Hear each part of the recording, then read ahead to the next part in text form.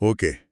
எல்லா மற்றும் மந்திர இசைப்பெட்டி கதை பத்தி ஒரு குவிக் பார்வை பார்க்கலாம். இது எல்லான்னு ஒரு 7 வயசு பொண்ணு பத்தின கதை. அவ பாட்டியோட பரன்ல ஒரு பழைய இசைப்பெட்டிய பார்க்கறா. பார்க்க பழைய மாதிரி இருந்தாலும் அது சாதாரண பெட்டி இல்லைங்க. ஒரு மாயாஜால உலகத்துக்கே ஒரு என்ட்ரன்ஸ் மாதிரி அது. முதலாவதா பாத்தீங்கன்னா எல்லாவுக்கு இயல்பாவே ஒரு ஆர்வம். அதனால தான் அந்த பரன்ல அந்த ஸ்பெஷல் மியூசிக் பாக்ஸை கண்டுபிடிக்கிறா. அவ அதை திறந்த உடனே என்ன ஆகுது?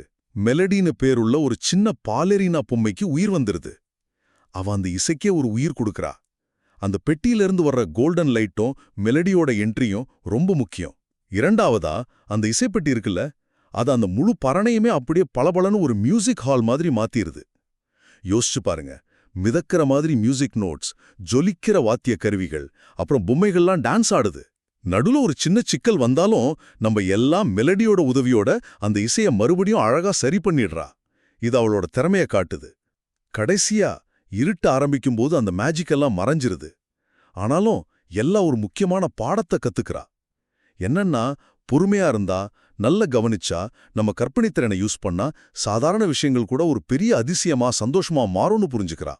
அந்த மேஜிக் நிஜம்தான்னு அவளுக்கு தோணுது. ஆக, ஒரு சிம்பிளான இசைப்பெட்டி கொஞ்சம் கற்பனையும் அன்பும் சேரும்போது எப்படி ஒரு மறக்க முடியாத மேஜிக் அனுபவமா மாறுதுன்னு இந்த கதை ரொம்ப அழகா சொல்லுது.